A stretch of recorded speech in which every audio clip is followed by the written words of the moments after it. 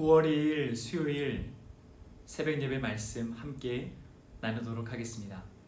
오늘 우리에게 주신 말씀은 에스겔서 1장 15절에서 28절까지의 말씀입니다. 같이 합독하도록 하겠습니다. 내가 그 생물들을 보니 그 생물들 곁에 있는 땅 위에는 바퀴가 있는데 그 네 얼굴을 따라 하나씩 있고 그 바퀴의 모양과 그 구조는 황옥같이 보이는데 그 넷은 똑같은 모양을 가지고 있으며 그들의 모양과 구조는 바퀴 안에 바퀴가 있는 것 같으며 그들이 갈 때에는 사방으로 향한 대로 돌이키지 아니하고 가며 그 둘레는 높고 무서우며 그 네 둘레로 돌아가면서 눈이 가득하며 그 생물들이 갈 때에 바퀴들도 그 곁에서 가고 그 생물들이 땅에서 들릴 때에 바퀴들도 들려서 영이 어떤 쪽으로 가면 생물들도 영이 가려 하는 곳으로 가고 바퀴들도 그 곁에서 들리니 이는 생물의 영이 그 바퀴들 가운데에 있음이니라. 그들이 가면 이들도 가고 그들이 서면 이들도 서고 그들이 땅에서 들릴 때에는 이들도 그 곁에서 들리니 이는 생물의 영이 그 바퀴들 가운데에 있음이더라. 그 생물의 머리 위에는 수정 같은 궁창의 형상이 있어 보기에 두려운데 그들의 머리 위에 펼쳐져 있고 그 궁창 밑에 생물들의 날개가 서로 향하여 펴 있는데 이 생물은 두 날개로 몸을 가렸고 저 생물도 두 날개로 몸을 가렸더라. 생물들이 갈 때에 내가 그 날개 소리를 들으니 많은 물소리와도 같으며 전능자의 음성과도 같으며 떠드는 소리 곧 군대의 소리와도 같더니 그 생물이 설 때에 그 날개를 내렸더라. 그 머리 위에 있는 궁창 위에서부터 음성이 나더라. 그 생물이 설 때에 그 날개를 내렸더라. 그 머리 위에 있는 궁창 위에 보좌의 형상이 있는데 그 모양이 남보석 같고 그 보좌의 형상 위에 한 형상이 있어 사람의 모양 같더라. 내가 보니 그 허리 위의 모양은 단쇠 같아서 그 속과 주위가 불 같고 내가 보니 그 허리 아래의 모양도 불 같아서 사방으로 광채가 나며 그 사방 광채의 모양은 비 오는 날 구름에 있는 무지개 같으니 이는 여호와의 영광의 형상의 모양이라. 내가 보고 엎드려 말씀하시는 이의 음성을 들으니라. 아멘. 사랑하는 호객교회 가족 여러분, 하루하루를 살아내기가 결코 녹록지가 않으시죠? 얼마 전에 한 성도님께서 저에게 직장에 많은 어려움이 있어서 하루하루 살아가기가 정말 전쟁터와 같다라고 말씀하신 분이 있었습니다. 그만큼 우리가 지금 견뎌내고 싸워나가는 이 하루하루가 매우 힘들고 어렵다는 것을 말해주고 있는 것 같습니다. 게다가 우리가 믿고 의지하며 힘을 얻었던 우리의 신앙마저 사람들에게 손가락질 받고 비판받고 멸시를 받고 있으니 더 많이 힘이 빠지는 그런 시기가 아닌가 생각이 듭니다. 그러나 우리는 구원받은 하나님의 백성들입니다. 주 예수 그리스도의 십자가의 은혜와 그 희생으로 말미암아 하나님의 아들이 되었고 딸이 된 존재들입니다. 그러면 우리의 인생은 하나님의 것입니다. 하나님의 것이니 하나님은 우리의 인생을 책임지시고 인도하고 계신 그 축복을 받고 있는 존재가 바로 우리들이라는 것입니다. 이 놀라운 은혜와 진리를 우리가 믿고 있다면 우리 삶에 어려움이 있어도 우리는 낭망하지 않게 되는 것이죠. C.S. 루이스는 이런 말을 한 적이 있습니다. 진정한 믿음은 가장 위험할 때 검증된다. 오늘날 우리가 겪고 있는 이 위험과 어려움과 이 고난은 어찌 보면 내가 지금껏 붙들고 갖고 있던 이 믿음이 참 믿음인지 가짜 믿음인지 가르쳐주는 시금석이 될 것입니다. 그래서 오히려 우리는 이 어려움을 통해서 이 위험을 통해서 그것을 기회로 삼아 우리의 믿음이 진짜임을 날마다 확인하는 삶을 살기 원합니다. 오늘 우리가 함께 읽은 이 말씀의 중심에는 에스겔이라고 하는 청년이 서 있습니다. 지금 에스겔 이 청년이 견디고 있는 이 어려움은 우리가 오늘도 겪고 있는 이 어려움보다 더욱더 크고 무섭고 강한 어려움을 지금 견디고 있다는 사실을 우리는 말씀을 통해서 확인할 수 있습니다. 이 에스겔이라고 하는 청년은 30살입니다. 그의 아버지는 제사장이었던 붓이었어요. 그렇다는 것은 이 에스겔이 30살이 되면 하나님의 성전에서 제사장으로 섬길 수 있는 자격을 부여받던 시기였다는 것입니다. 그런데 지금 이 에스겔 청년이 서 있는 곳은 하나님의 성전이 아닙니다. 하나님의 성전은커녕 우상을 가득 섬기고 있는 바벨론이라고 하는 나라의 노예로서 지금 아주 초라하게 서 있는 것을 보게 됩니다. 1절 말씀을 보게 되면 지금 그가 서 있는 곳은 그발강가라고 말씀하고 있죠. 그것을 통해서 우리가 추정할 수 있는 것은 지금 이스라엘 백성들은 바벨론의 가장 큰 강류라고 할 수 있는 유프라테스 강, 그곳을 통하여서 바벨론 각국에 있는 도심에 그 운하 건설을 하고 있는 공사 현장에 지금 이스라엘 백성들이 노예로 끌려와 일을 감당하고 있다는 것을 우리는 추정을 해볼 수가 있습니다. 에스겔은 25살 때에 포로로 끌려왔습니다.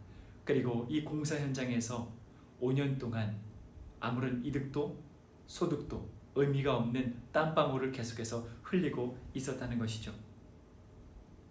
이 꿈 많던 25살의 이 에스겔, 그리고 5년 동안의 노동, 이 청년의 마음에 어떤 마음이 있었을까요? 원래대로였다면 그는 하나님의 성전에서 사명을 다해서 하나님을 위해 제사장으로서 쓰임받아야 했을 것입니다. 그렇지만 그는 눈을 뜨면 눈을 감을 때까지 계속해서 우상을 섬기는 나라의 이득을 위해 계속해서 일하고 또 일할 뿐이었습니다. 그러면 그 마음 안에 어떤 마음이 들었을까요? 하나님을 원망하진 않았을까요? 내가 하나님을 위해서 25년 동안 열심히 공부하고 훈련하고 그 사명을 꿈꾸면서 살아왔는데 자기에게 주어진 것은 우상을 섬기는 나라의 노동 현장에 그 일거리라고 하는 그 사실 앞에 에스겔은 매 순간 낭망하고 하나님을 원망하고 좌절하는 그런 삶을 계속해서 살았을 것입니다. 그런데 더욱 에스겔을 고통스럽고 힘들게 만들었다는 것은 남유다의 희망이 더 이상 보이지 않았다는 거예요. 5년 동안 그렇게 노동을 하면서도 그와 이스라엘 백성들은 희망을 놓지 않았을 것입니다. 우리는 하나님의 백성이라고, 하나님께서 우리를 지켜 보호해 주실 것이라고, 이스라엘은 하나님의 성전이 있는 곳이기 때문에 결코 멸망하지 않을 것이라고 계속되는 희망을 안고 어려운 순간에도 그들은 일하고 또 일했을 것입니다. 그런데 5년이 흐르고 난 다음 어느 것 하나 나아지는 것이 없었어요. 오히려 남유다는 계속해서 국력이 쇠퇴해 갔고, 얼마나 쇠퇴했으면 얼마 안 있다가 바벨론은 이스라엘을 그 성 주변을 포위해서 1년 7개월 동안 피를 말리는 고통 끝에 멸망을 시키는 그 멸망을 앞두고 있었다는 것이죠. 당시에는 나라와 나라가 전쟁을 하게 되면 그냥 그 백성들과 백성들의 전쟁으로 인식하지 않았어요. 그 나라의 신과 또 다른 나라의 신이 대결을 한다고 생각하고 있었습니다. 그렇다는 것은 계속해서 3차에 걸친 그리고 4차에 걸친 이 전쟁을 통해 계속해서 패배를 겪고 있는 이 이스라엘 백성들은 어떤 마음을 가졌다는 것입니까? 그리고 바벨론 나라의 사람들은 어떤 마음을 가졌다는 것입니까? 하나님은 바벨론의 우상에게 졌다는 것입니다. 패배했다는 거예요. 때문에 이스라엘 백성들이 믿고 따르는 하나님은 능력이 없다는 사실을 이스라엘 백성 또한 갖고 있었고 바벨론의 나라의 백성 또한 갖고 있었다는 것이죠.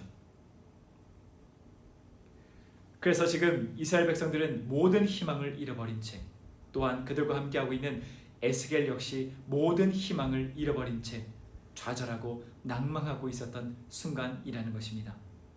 그런데 그렇게 좌절 속에 있었던 이스라엘을 하나님께서는 찾아와 주셨어요. 하늘을 열고 말로 다 형언할 수 없는 그런 모습으로 에스겔을 찾아와 주셨습니다. 그리고 에스겔에게 가장 먼저 보인 것은 무엇입니까? 네 개의 형상이었죠. 에스겔서 10장을 보게 되면 그들의 정체가 그룹들, 천사들이었다는 것을 확인하게 됩니다. 이 그룹들, 천사들은 어떠한 모습이었습니까? 우리가 어제 배웠지만 복습을 한번 해볼까요? 그의 얼굴은 네 개의 형상을 갖고 있었어요.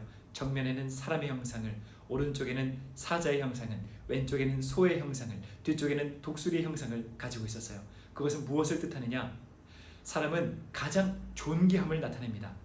또한 사자는 왕권, 힘, 능력을 나타냅니다. 소는 충성심을 나타내죠.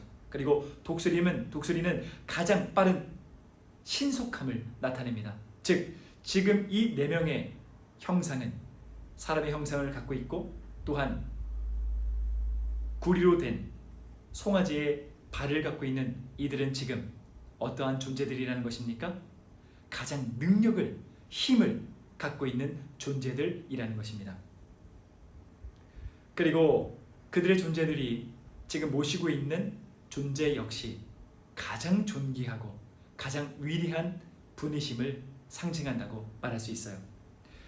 그리고 오늘 말씀에서 이 네 그룹들을 따라다니는 땅 위에 무엇이 있었어요? 바퀴가 있었죠. 사실 이 바퀴는 무엇을 상징하는지 정의 내리기가 쉽지가 않습니다.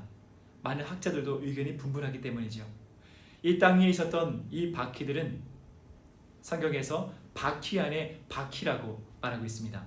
그래서 어떠한 신학자는 이 바퀴 안에 바퀴는 하나님께서 어디로 가시고자 목적을 하시면 가장 신속하게 방향을 바꾸지 않고 물러서지 않으며 나아갈 수 있는 그 힘을 나타낸다 라고 말하고 있습니다. 또 어떠한 신학자는 하나님께서는 모든 것을 계획하시고 그 계획하신 것을 계속해서 이루시는, 영원토록 일하시는 하나님의 영원성을 나타낸다 라고 그렇게 해석을 하는 사람들도 있었습니다.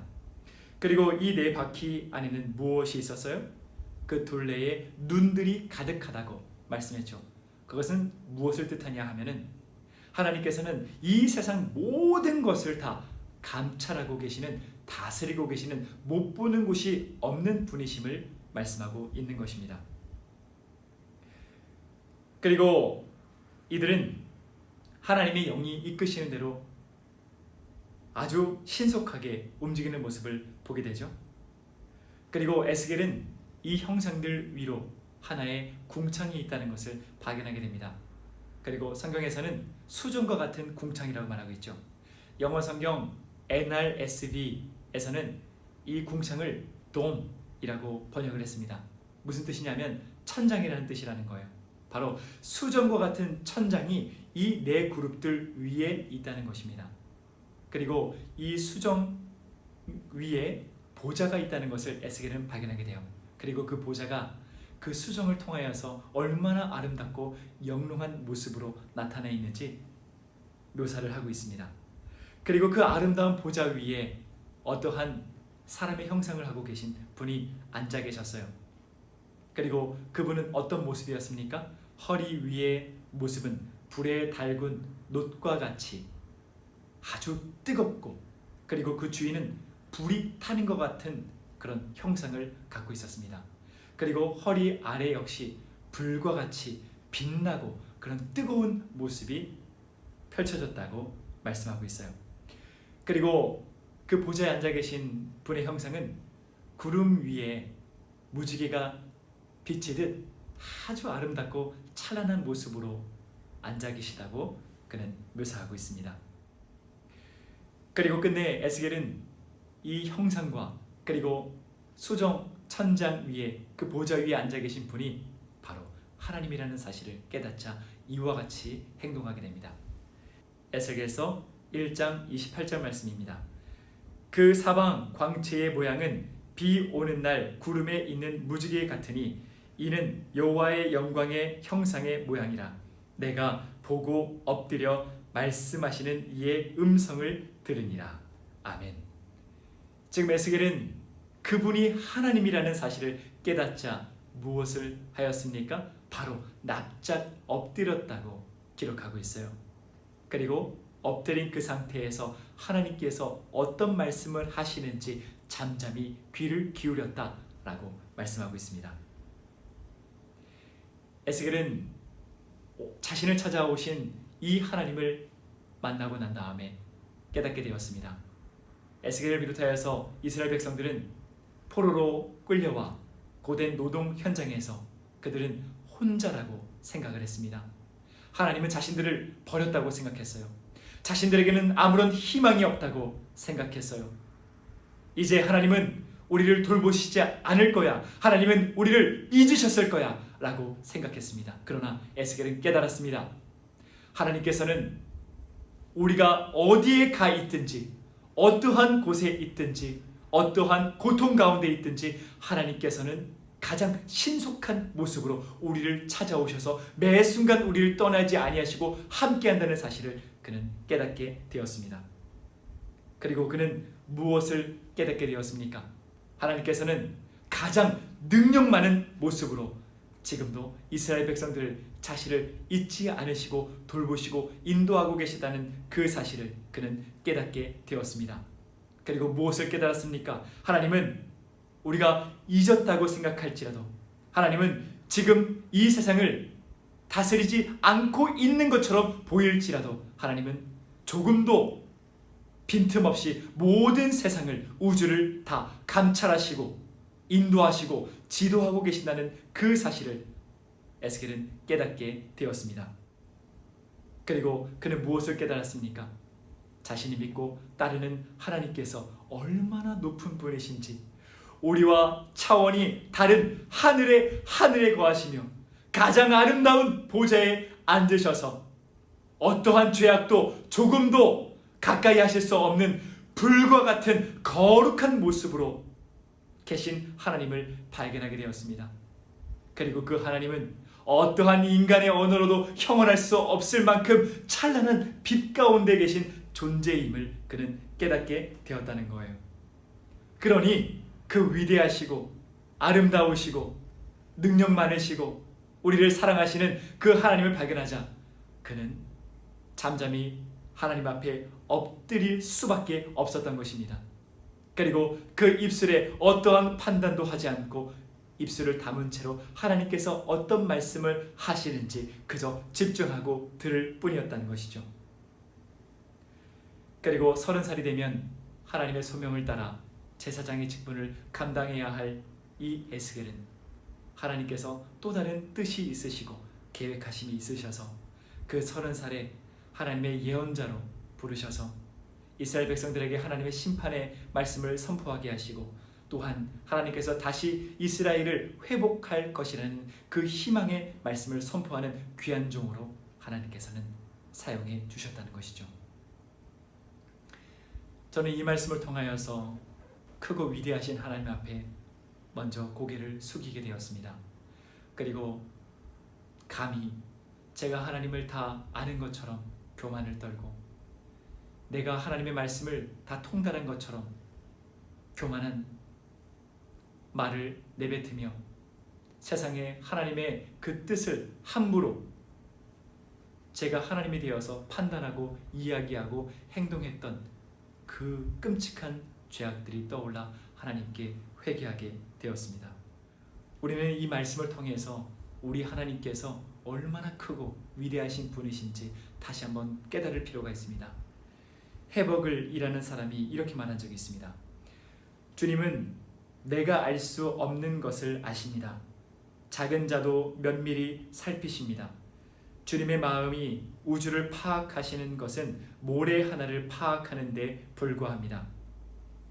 우리 입장에서 우주는 지금도 다 알 수가 없고 너무나도 광활해서 아직도 수수께끼에 가득한 곳이 바로 우주인데 하나님께서는 그 우주를 아주 작은 모래알을 살펴보듯이 우주를 살펴보신다는 거예요. 그만큼 하나님은 우리가 갖고 있는 지혜와 능력을 한참 넘어가시는 뛰어나신, 높으신, 위대하신 분이라는 것입니다. 그만큼 하나님은 우리의 존재와 극명한 차이가 있다는 거예요. 그럼에도 불구하고 우리는 세상을 살아가면서 얼마나 쉽게 하나님의 뜻을 판단하면서 살아갑니까? 어떠한 사람들처럼 이렇게 위대하시고 크고 능력 많으신 그분의 그 뜻을 함부로 판단하여 하나님을 믿는 사람은 바이러스에 걸리지 않는다. 믿음이 연약한 자들만 바이러스에 걸리는 것이다. 하나님은 내가 잘한다. 하나님은 내 앞에서 꼼짝하지 못한다. 이것은 하나님의 심판이다. 우리가 이러저러한 죄를 지었기 때문에 하나님께서는 심판하는 것이다 라고 말하면서 우리는 얼마나 쉽게 함부로 입술을 열어 하나님을 판단했습니까? 가장 먼저 우리가 하나님 앞에 교만을 떨었던 이 입술을 하나님께 회개하기 원합니다. 그리고 우리가 삶을 살아갈 때 세상에 어려움이 찾아오고 교회에 어려움이 찾아오고 내 삶에 고통과 고난이 찾아올 때마다 하나님을 의심하고 하나님은 나를 버렸다. 하나님은 나와 함께하고 계시지 않는다. 하나님은 내 기도에 응답하고 계시지 않는다. 하나님은 내가 원하던 그 계획대로 나를 이끌어 주시지 않는다. 하나님은 결코 나를 사랑하시지 않는다. 나를 돌보시지 않는다 라고 원망하고 하나님의 그 인도하심을 의심했던 우리의 이 믿음 없음을 함께 회개합시다. 오늘 말씀을 통해서 하나님은 이 세상의 모든 것을 감찰하고 계신 분임을 다시 한 번 더 기억합시다. 하나님은 크신 그 권능의 팔로 지금도 하나님께서 계획하신 그대로 조금도 빈틈없이 가장 완벽하게 세상을 다스리시고 이끌고 계심을 우리 모두 인정하고 그 위대하신 하나님을 신뢰합시다. 그리고 우리 삶 속에 어떠한 아픔과 어려움이 있을지라도 그 하나님께서 이 크신 하나님께서 나를 돌보시고 인도하신다는 그 사실을 굳게 신뢰하고 믿으면서 강건히 살아가는 우리 모두가 되길 주님의 이름으로 축복합니다. 기도하겠습니다. 살아계신 아버지 하나님 고맙고 감사합니다. 사랑하는 주님의 귀한 백성들과 함께 하나님께서 얼마나 크고 위대하시고 높고 놀라우신지 함께 말씀을 통해 배울 수 있었습니다. 하나님, 우리가 지금 살아내고 있는 하루하루가 많이 고단하고 또한 두렵고 염려 가운데 있습니다. 주님, 우리에게 믿음을 더해 주시고 오늘 말씀을 통해서 이 문제보다 더욱 크시고 이 세상을 조금도 빈틈없이 다스리시고 인도하시고 이끄시는 세상의 주인께서 나와 늘 함께한다는 그 사실을 굳게 믿고 주님 신뢰하며 살아갈 수 있는 우리 모두가 될 수 있도록 하나님 인도해 주시옵소서. 우리의 입술이 감히 하나님을 판단하고 하나님의 이름을 망령되이 불렀다면 우리의 죄를 용서해 주시고 우리 삶 가운데 하나님의 자리에 마땅히 하나님을 올려드리며 크고 위대하신 하나님의 백성답게 날마다 주의 말씀에 순종하며 순복하며 주님께 영광 올려드릴 수 있는 주님의 귀한 백성들 다 될 수 있도록 하나님 인도해 주시옵소서. 우리가 살아가는 또 하루를 주님께서 붙잡아 주시고 책임져 주시고 이끌어 주실 줄 간절히 믿사옵고 사랑하는 우리 주 예수 그리스도의 이름으로 간절히 기도드리옵나이다. 아멘.